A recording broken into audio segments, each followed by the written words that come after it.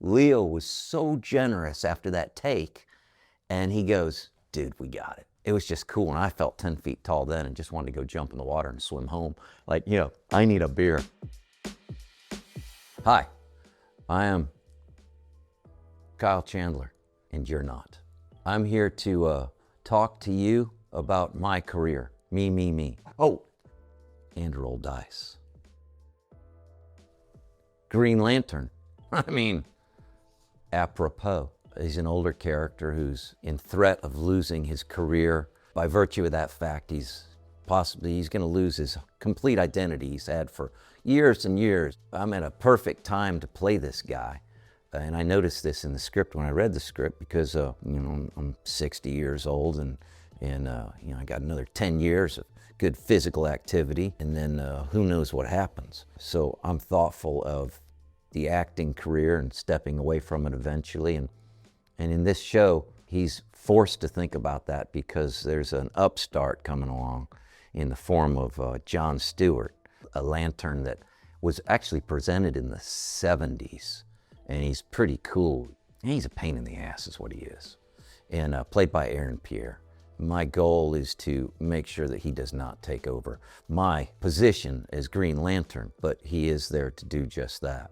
That's sort of the beginning of the show, and it's a buddy show. When we first met, it was not lost on us that our relationship was going to be a really big part of this. We got to know each other really quick, really easily, and started having fun really fast. As the lore goes within the show, the suit was something that was not necessarily going to be. And it was later on in development that they decided, I think it was after we started shooting, that they decided, let's consider this suit.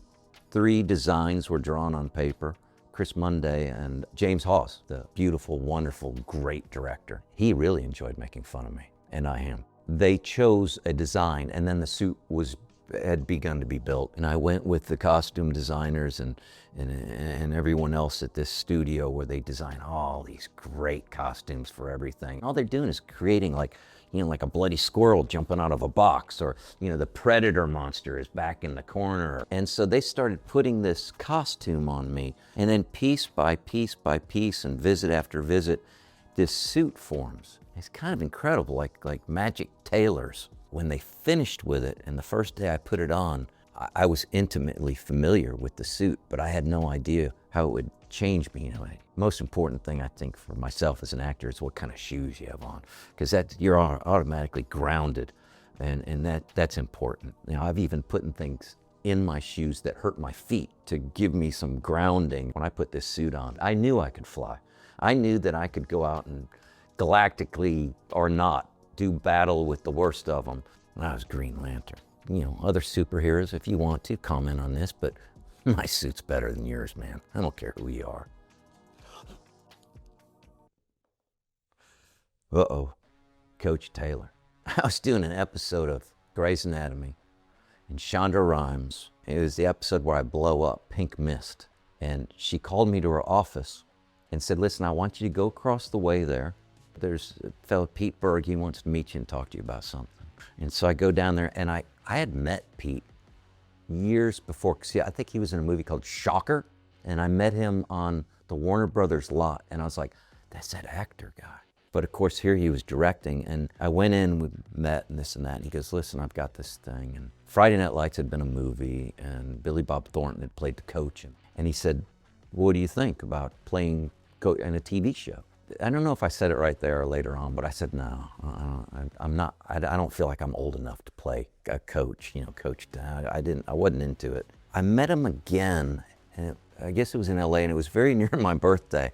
I'm sure I must have smelled like cigar smoke and a little bit of alcohol, and I had not bathed, and I don't know if my birthday was the day before, but it was after we celebrated it, and we had a fine time, and probably rode my motorcycle over there.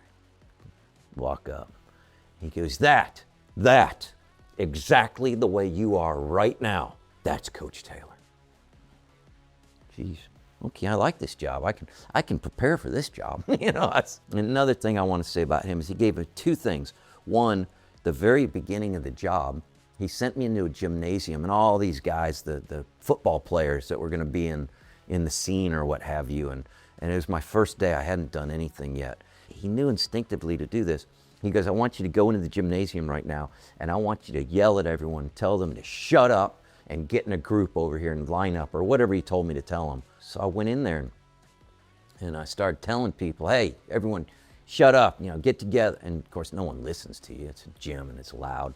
And so I really had to scream, and pretty quickly I started enjoying it. I rounded everyone up and I got them in place. And I knew, I was like, oh, Pete, thanks. That was Coach Taylor in charge of things. And then another thing that was really wonderful, before we started shooting, this changed my whole career. And I know from the other actors on the show, it changed theirs too. And we take this with us to other projects. We were at the dinner and Pete stood up and he goes, listen, I want everyone to know something. I want you to ask questions. I want you to demand things. I want you to, fight back against what's going on around here and find your own way. He goes, I want everyone to come to the set knowing their lines 100%. Don't screw up. Get your work done. He said, and I also want everyone coming to work, I want everyone to know their characters 110%. And I want everyone to come to work also getting ready to drop all of that and be prepared to improv and have fun. That was one of the first times I think I ever had someone turn it into a sport like that, and also give me the freedom to play. Maybe that's why it's called a play. And you play, and it was a safe place, and all of us had that. And so it turned into a sport.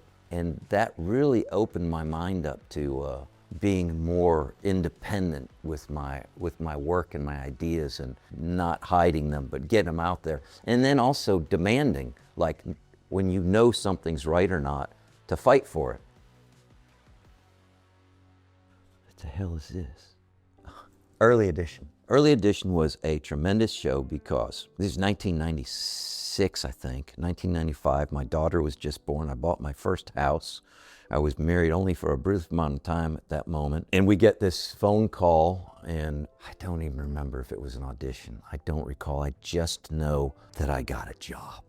And I was so happy. Look, I'm tearing up just remembering. And then I got to New York for the upfronts, and they're telling us, oh, you got a job. Then I found out while I was there, because we lived in Los Angeles, and I called my wife up and I said, hey, guess what? This thing shoots in Chicago. And so I left my wife at home with a new baby and went to Chicago and started shooting this show that lasted for 4 years. And within the first year, Kath came to join me in Chicago with Sydney, my daughter, who's now, she's shooting at Pinewood Studios. She's #1 on the call sheet for Alien Earth. We spent 4 great years in Chicago, and there's another director that he's passed away now, but his name was Gary Nelson. I like talking about this stuff because you forget these people, right? So important to my career. Holy Christ, this guy was the best. Crotchety old fella. I remember him taking his cell phone and throwing it at least a dozen times. He gave me the line I've used so many times and audiences don't get it, but he'd go, I've been married for 62 years and they have been the most miserable years of my life. That kind of guy, old school, just great. And that was Chicago, and everything about Chicago that was beautiful. Game night. I was nervous about going on game night because I kept telling my agent, Leslie Siebert, I said, I'm funny. I am funny. And she wasn't buying it. Even in interviews, I was saying, oh yeah, there's one more thing. Please write down there that I'm funny. And so finally I got this job and I was like, I told you, it's because I'm funny. Then I got nervous, like, I'm not really funny. What am I gonna do here? Then I called Connie Britton up and I said, hey, can you help me with something? I said, I'm about to go do this show. And I listened, Jason Bateman and all, and I was like, I'm kind of nervous. And she goes, oh, I know. It's terrifying, comedy and this and that. I got to play the idiot, so I was already grounded and I'm ready to do that. And it was really easy because the other actors were so wonderful. The directors were a good team, and it was a great project. Jesse Plemons with the bloody dog. But the thing that I really learned the most out of the whole thing was we did this one scene, and I think we were doing charades. And Jason Bateman gets up to do his scene with the charades and what have you. And I'm watching him, and let's do another take, he says. And he does another take. Maybe he does say 5 takes. It's pretty long deal he's got going on. He took that scene like a big old piece of ham at a deli. And you know, when you go to the deli, you can get your meats cut thick or you can get them, you know, paper thin.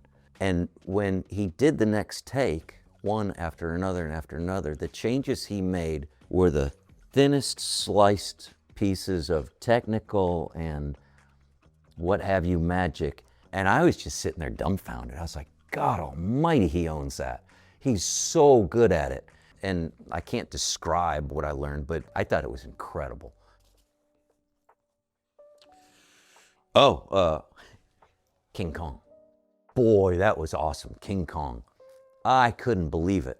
And the audition, that's back in the day of, I forgot what year this is. And I was like, wow, okay, so, you know, it's kind of like 1930s, 1940s something, you know, kind of deal. And, oh, yeah, I know what I'm going to do. And I went to, what's the Clark Gable movie with the paper, Claudette Colbert, I think, you know, where he does this thing in the, It Happened One Night, one of my favorite movies. And so I went down into my office and I took a little DVD and slipped in. I watched over and over for hours that, trying to pick up Clark Gable's way and his style and just stealing as much as I could. I meshed that with the dialogue. I got the job. And I mean, I couldn't believe it. I went and told my wife. She was in the laundry room. I went into the house and I said, I got the job. That was a hell of a job. And while I was there, my grandmother, who lived to be 99, she promised me she'd be a centurion, but she was in the hospital and I was over in New Zealand by myself doing King Kong. And I got to speak to her for the last time on the phone. Yeah, I get emotional saying this, but what the hell? She said, you gotta have your family with you. And so that was the last time I talked to her. We shared some really cool things. That's when Kath and the kids came over.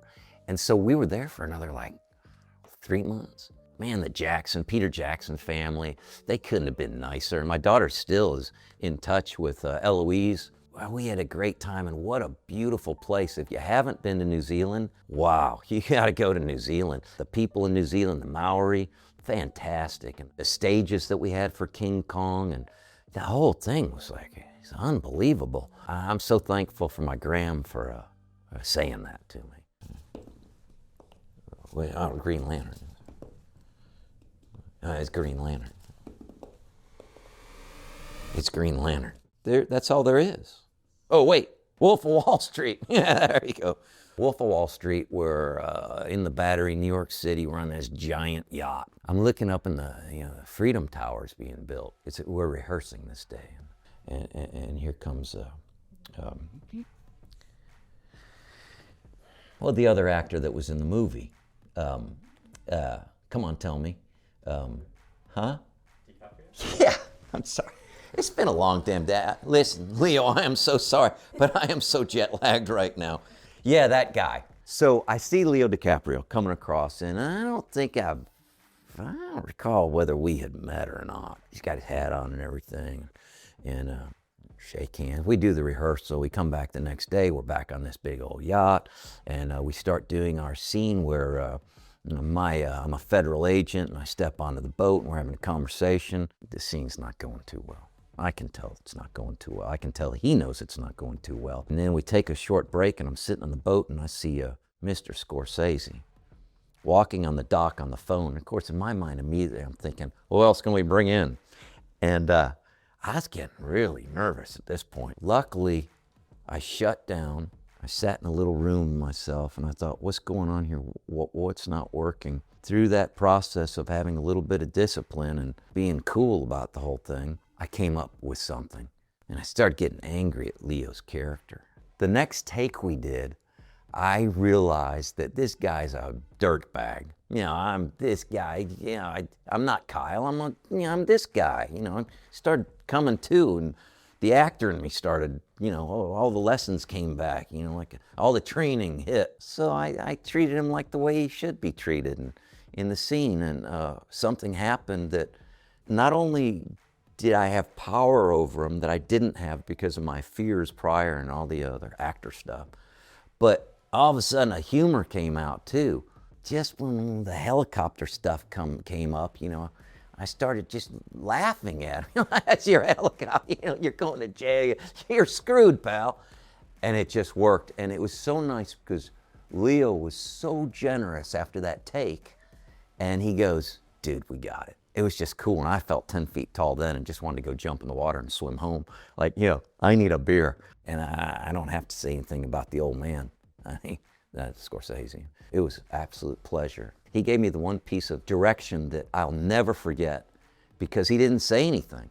And it's right before we bust into this giant conference room. There's 100 people in there, and all the feds bust into this room. And you know, I'm in there screaming, "Everyone, put your hands on the desk!" I'm saying all this stuff. You know, the camera that we got, the steady cam. You know, it's probably like 3 minutes of walking around. After, you know, which should I go left here? And doing all that stuff. And right before the take, pause. Hold everything. Marty wants to talk to you. Okay. And so we're going through these big giant doors, and there's another set of big giant doors way down there, and that's where videos, everything's set up. And so he walked. I didn't see him or anything. He came around, and all of a sudden the doors open, and there he is.